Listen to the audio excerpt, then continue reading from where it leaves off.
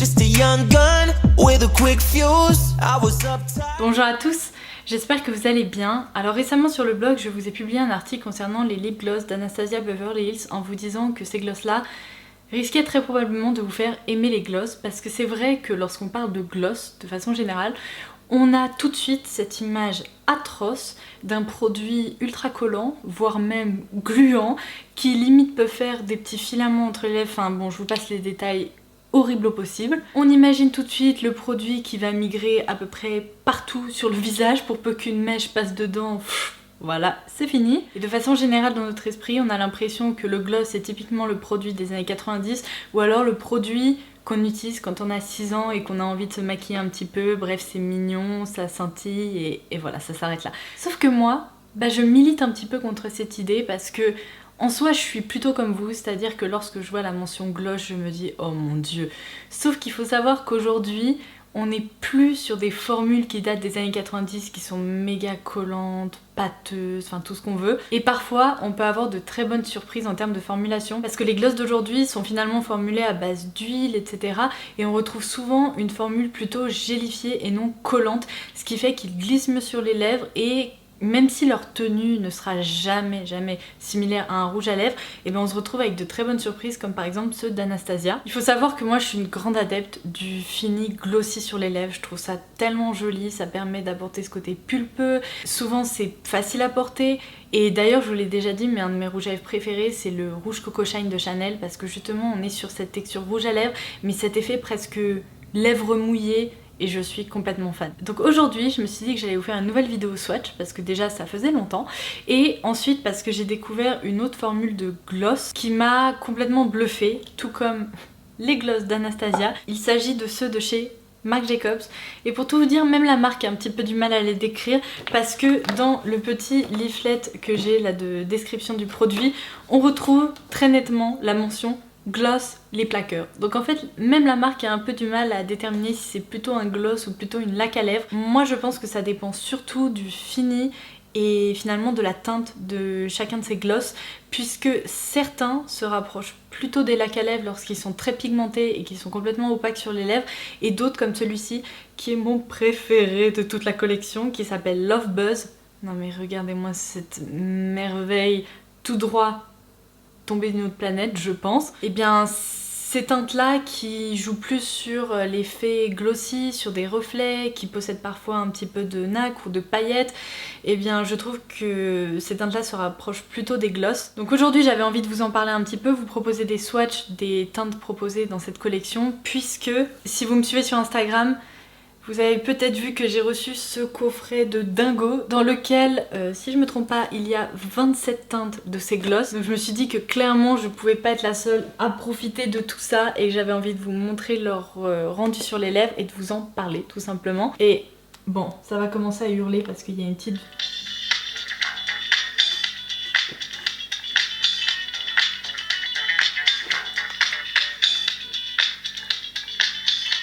Bon, je pense que vous en doutez, mais des produits à lèvres j'en teste beaucoup, tout comme des fards à paupières, des produits pour le teint et compagnie.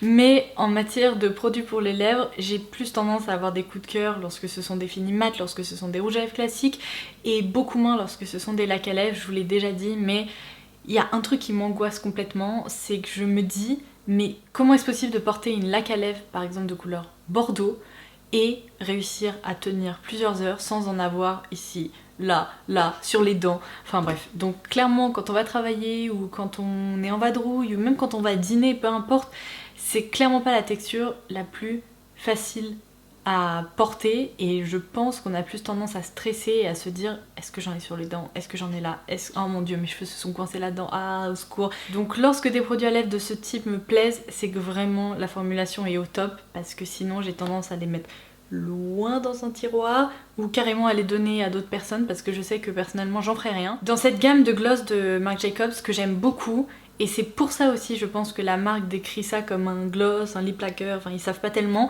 c'est qu'on retrouve plusieurs types de finis. On retrouve à la fois des teintes qui ont un fini presque gélifié, jelly en fait, c'est-à-dire qu'il y a assez peu de pigments, la texture permet vraiment d'apporter cet effet plumpy aux lèvres, de les rehausser, mais sans pour autant apporter une pigmentation particulière. Après, il y a ces teintes complètement magiques qui peuvent carrément servir de lip toppers. C'est hyper tendance en ce moment. On peut se servir de ces merveilles avec des reflets ou avec des effets un peu métalliques par-dessus d'autres rouges à lèvres, ou on peut également les porter seuls. C'est comme je vous disais celui-ci que je porte aujourd'hui. On a aussi dans la gamme des gloss classiques, c'est-à-dire qu'ils apportent un petit peu de pigment aux lèvres. Ils sont pas aussi transparents que les finis gélifiés, mais en même temps ce sont pas des lacs à lèvres parce qu'on sent qu'il n'y a pas cette opacité de dingue avec des textures presque un peu plus épaisses et un peu plus difficiles à travailler. Et parmi toutes les teintes que je vais vous présenter aujourd'hui, il y en a certaines. Je pense que je mettrai un petit signe distinctif lorsque je montrerai cette vidéo, probablement une étoile ou peu importe, pour vous montrer qu'il y a également des teintes qui, elles, se comportent vraiment comme des lacs à lèvres, qui sont ultra pigmentées, un peu plus pâteuses malheureusement, et qu'il faut vraiment hyper bien travailler sur les lèvres, sinon vous aurez des stries ou des effets pas top top. Moi je dois vous avouer que ces teintes là, c'est celles que je vous recommande le moins, parce que vous aurez beau essayer de les appliquer au mieux, peut-être qu'à la fin vous arriverez à un résultat satisfaisant. Le problème c'est que dès que vous allez commencer à parler, à bouger les lèvres, à respirer, à boire, enfin peu importe tout ce que vous allez pouvoir faire avec votre bouche, la matière va un peu bouger et franchement vous pourrez rien y faire. Vous allez vous retrouver avec de la matière sur les dents, vous allez vous retrouver avec des patchs ou des zones un peu moins pigmentées, enfin bref, pour moi le rendu sera moins jolie. Donc clairement ma vidéo du jour c'est pour vous montrer que dans cette gamme il y a des teintes qui sont sublimes. Si vous avez peur du gloss, si vous n'aimez pas cet effet collant pâteux et tout, je vous conseille vivement de vous pencher sur le cas de ces gloss-ci, mais aussi pourquoi pas sur le cas de ceux d'Anastasia, puisque je vous en ai parlé récemment, je vous laisserai l'article en barre d'infos. Mais clairement ceux de Marc Jacobs, sauf ceux qui ont une étoile, je vous les conseille parce qu'ils sont très agréable, confortable, il tiraille pas les lèvres, on n'a pas cet effet gluant ou que sais-je. Alors clairement oui, la tenue sera bien moindre qu'un rouge à lèvres classique ou liquide. C'est sûr que là, au bout de quelques heures, vous allez avoir besoin d'une retouche. En attendant, si vous cherchez un des effets que je vais vous présenter sur les lèvres, vous ne pourrez jamais retrouver ça dans une gamme de rouge à lèvres ou de rouge à lèvres au fini mat. Donc je me dis, pour toutes celles qui ont envie d'avoir un effet un peu plumpy ou tout simplement d'investir dans quelques lip toppers qu'on peut appliquer même par-dessus d'autres rouges à lèvres, et bien ceux-là sont hyper sympas. Le petit bonus, je préfère le préciser parce que moi je trouve que c'est un bonus, peut-être que d'autres trouveraient que c'est pas du tout un bonus, c'est que ces gloss ont un léger parfum mentholé, donc moi je trouve ça ultra gourmand parce que c'est mentholé, un peu sucré et ça me plaît beaucoup. Après je vous rassure, là par exemple je le porte sur les lèvres, je ne le sens pas, ça ne fait rien aux lèvres, ça ne pique pas et je ne sens pas que du coup il y a cette odeur mentholée. C'est vraiment uniquement à l'application qu'on remarque qu'il y a un léger parfum. Je préfère tout de même le souligner parce que je sais que pour les rouges à lèvres liquides de Balm c'est le cas également. Ce sont deux parfumages très similaires. Je sais que certains d'entre vous n'aiment pas du tout les rouges à lèvres de The Balm à cause de ça. C'est sûr qu'il faut aimer la menthe, mais moi je trouve ça très agréable, je trouve ça plutôt chouette. Donc voilà, je pense que j'ai tout dit concernant ces produits, ça vous permettra de déterminer si oui ou non ils sont faits pour vous. Je vais vous laisser avec mes swatchs sur les lèvres pour que vous puissiez voir toutes les couleurs que j'ai à vous présenter, pour que peut-être vous puissiez craquer sur une ou deux teintes si elles vous tentent. Et je vous laisse également avec mes petits commentaires parce que pour le coup, certaines teintes sont particulièrement difficiles à assumer dans le sens où la texture, le rendu, tout ça pour moi, non, je valide pas, mais il y en a quand même beaucoup que je valide, donc c'est parti, je vous laisse avec les explications, j'espère que ça vous plaira. Just a young gun with a quick fuse. Je commence par Moon Glow, un nude assez pigmenté mais qui se comporte plutôt bien sur les lèvres. Wanna leave my old life behind. Not a yes sir, not a Vient ensuite Sugar Sugar qui est une version plus beige mais très réussie. pick a number. I was lightning before the thunder. Puis le Pretty Thing qui est un peu plus soutenu. Celui-ci je l'aime beaucoup, c'est le French Tickler qui a un côté très gélifié qui joue sur la transparence.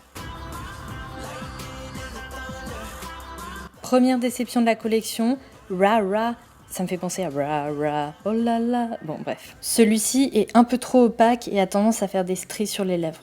Puis le très joli Call Me, seul petit souci, il se transfère partout, mais la couleur reste jolie et se comporte plutôt bien sur les lèvres. Ensuite le Forbidden Fruit, qui joue également sur un effet gélifié, très joli. Puis le Some Girls, plus rose, mais que j'adore. La version framboise avec sensiblement la même texture qui s'appelle Hey You. Et une version encore plus framboise qui s'appelle Hot Hot Hot, mais qui, entre nous, est très similaire. À choisir, je préfère le précédent. Puis celui-ci, qui est absolument sublime, qui rehausse la couleur des lèvres et dans lequel on retrouve des reflets. Oh, il est sublime. La version un peu plus nude, mais très lumineuse, assez métallique, qui s'appelle Taboo. Un autre nude qui aurait presque mérité un petit emoji pas content, mais je me dis que si vous êtes fan de nude, vous pourriez l'apprécier, donc il est un petit peu limite, mais ça passe. Le Work It, qui fait partie des teintes plus marronnées de la collection, il est très joli. Le Super Duper Fly, qui est sublime, mais vraiment trop difficile à porter. Il se comporte pas très bien sur les lèvres. Le Love Drunk, auquel je n'ai rien à reprocher, il est très joli. Puis celui-ci, préparez-vous, il est sublime si vous aimez les sous-tons roses et comporte de très fines paillettes. Celui dont je n'arrêtais pas de vous parler depuis quelques minutes, le Love Buzz, non mais regardez-moi, c'est reflet. Il est incroyable. Si vraiment il ne fallait en retenir qu'un, je garderais celui-ci. Le Make Me, qui est un des rares gloss avec des sous-tons un peu grisâtre mauve, très sympa. Puis la version plus rose-violette Pink Steam. La version carrément violette, c'est une très belle couleur, mais j'ajoute le petit emoji pas content parce qu'il se comporte encore une fois pas super bien sur les lèvres et un peu trop épais à mon goût. Celui-ci est plutôt pas mal car un peu moins épais, il s'appelle Boom. Si vous aimez les sous-tons assez fuchsia, le Raspberry Beret pourrait vous plaire, mais faites attention parce qu'il faut aimer encore une fois les textures un petit peu plus épaisses. Celui-ci que je ne valide pas du tout, bon déjà sa couleur, mais surtout sa texture, trop épais, non j'aime pas. Le dernier réussi de la collection, parce qu'il reste tout de même assez transparent, c'est le Pink Flamingo, et alors là, le musée des horreurs.